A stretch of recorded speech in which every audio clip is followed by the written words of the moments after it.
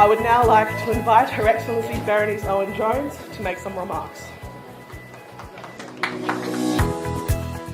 Honourable Minister, Nananom, Your Excellencies and dear colleagues from the Diplomatic Corps, distinguished guests, fellow Australians, ladies and gentlemen. Akwaba, Robert and I, along with all my colleagues, welcome you to the Australian High Commission. Tonight we celebrate Australia Day, held annually on 26th of January, but with the time difference, Australians are waking up to Australia Day as we speak. It was on 26 January 1788 that the first fleet of ships arrived in Sydney Harbour from England, so beginning the first permanent settlement of Europeans on Australian soil. For us Australians, it is an occasion to celebrate contemporary Australia and its people, and to reflect what it means to be Australian and acknowledge our history. Tonight, I'm a proud Australian. I'm proud to represent Australia in Ghana. I'm proud that Australia, a continent and the sixth largest country in the world, is a nation like no other. Today, more than 7,500 Ghanaians call Australia home. As well as deep people-to-people links, we have a long-standing bilateral relationship.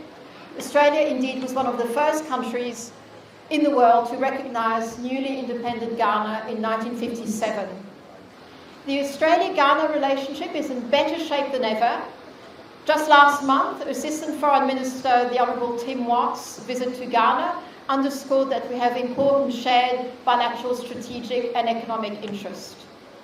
I was very pleased that the Minister for Lands and Natural Resources, Honourable Samuel Jinapor, who has honoured us tonight with his presence, was able to travel to Australia recently for the Africa Down Under Mining Conference in Perth. Australian companies are involved in every aspect of the mining industry, from surveying and exploration, mine design and construction, to contract drilling and excavation. These companies play a significant role in the development of Ghana's extractive sector. In the eyes of many, Australia and responsible mining are synonymous in West Africa. In Ghana, there are now around 22 Australian mining and related companies investing in the economy and the community and transferring knowledge and skills and expertise to the local workforce. Thank you again for joining us tonight. I hope you are enjoying the celebration. Now please, could you join me in a toast to the good health and long life of His Excellence President Nana Addo Dankwa Akufo-Addo, to Australia and to Ghana.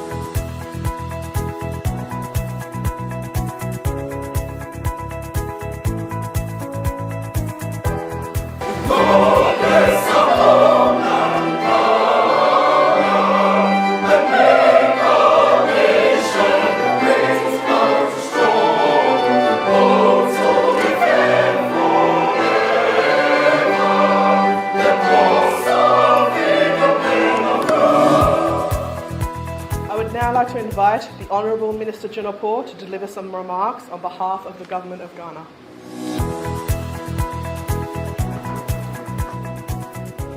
Your Excellency, the Australian High Commissioner, Honourable Ministers and Deputy Ministers, Members of Parliament, Excellencies, Members of the Diplomatic Corps, Nime, Name, distinguished guests, ladies and gentlemen, I'm very happy to respond to this toast, ably proposed by my good friend, the Australian High Commissioner, Her Excellency Mrs. Berenice Owen-Jones.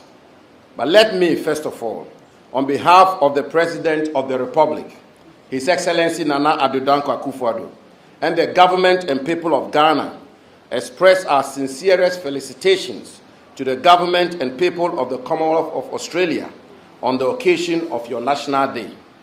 As you are aware, the relationship between Ghana and Australia is historic and long-standing. The Commonwealth of Australia was one of the first countries to establish a mission here in Accra after our independence in 1957.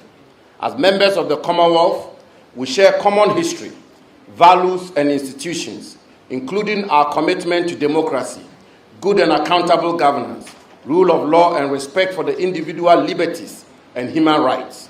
Our relationship has grown stronger over the years, and today there are several Australian businesses in Ghana operating in different sectors such as mining, water, sanitation, and trade, while several Ghanaians are working in Australia, particularly in the mining sector.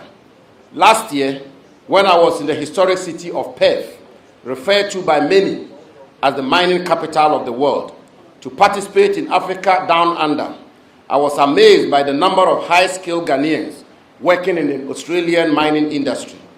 Hopefully, they will bring their experience and expertise to help us achieve the vision of President Akufo-Addo to make Ghana the mining hub of Africa. Already, Australian companies operating in the mining sector, including Atlantic Lithium, Cardinal Namdini, Azuma Resources, Precious Mining, and Castle Minerals, are contributing immensely to the development of our mining industry as well as our national economy. Your Excellency, our cordial relations have also resulted in a number of collaborative initiatives and high-level visits, including, as you say, the recent visit of the Assistant Minister for the Department of Foreign Affairs and Trade, Honorable Tim Watts, MP, who paid a courtesy call on me at the Ministry of Lands and Natural Resources. Excellencies, ladies and gentlemen, the government of Ghana welcomes the decision by the Labour government of Australia to refocus its emphasis on Africa and to re-energize its engagement to strengthen African capacities and support Africa's effort to meet its obligation under the Sustainable Development Goals, particularly Goal 4 and 8 on quality education and decent work and economic growth, respectively. Given the recent threats to international peace and security, as well as the rise in terrorism and violent extremism, it is imperative for us to strengthen security collaborations to address these challenges in the West African and Sahel regions. We will therefore welcome your collaboration on the Accra initiative, which will seek to prevent spillover of terrorism from the Sahel to coastal West Africa. Your Excellencies, distinguished guests, apart from the several Australian businesses operating in the country, Ghana continues to receive support from the Australian government's cooperation program, which are tailored to advance socio-economic development through skills training, designed to address diverse challenges and opportunities. And on a great occasion like this, it is not just appropriate, but absolutely necessary to express our heartfelt appreciation to the government and people of the Commonwealth of Australia for their enormous interest in enhancing the capacity of Ghana's human resource through the Direct Aid Program, geared towards supporting local community projects in the areas of health, education, water and sanitation, solar energy, and agriculture. Your Excellency, though bilateral trade between our two countries is not where it should be, it is our expectation that this will increase in the years ahead. Let me use this opportunity to invite Australian businesses and investors to invest in Ghana. Ghana, with her enviable reputation as the beacon of democracy in Africa, her open society, vibrant economy, resilient democratic institutions, and as the host of the Africa Continental Free Trade Area (AFTA), serves as a base to reach the rest of the continent. As caretaker Minister for Trade and Industry, I intend to engage in the not-so-distant future the Australian High Commissioner and the Australian business community in Ghana to fashion out a framework for ramping up our trade relations. Excellencies, distinguished guests, ladies and gentlemen, the government of Ghana is committed to strengthening the ties between our two countries and will continue to chart a path that will deepen our bond of fraternity, solidarity, and cooperation on all fronts. Once again, ladies and gentlemen, let me, on behalf of the President of the Republic, His Excellency Nana Addo Dankwa Akufo-Addo, and the government and people of Ghana, wish the government and people of the Commonwealth of Australia a happy National Day. May succeeding years witness strong, fruitful, and mutually beneficial relations between Ghana and the Commonwealth of Australia.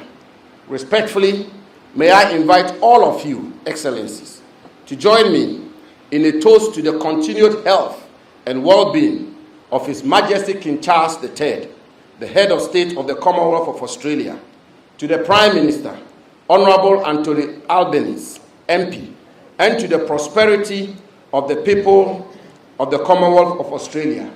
Long live Ghana. Long live Australia. Long live Ghana-Australia relations. I thank you for your attention and enjoy the rest of the day.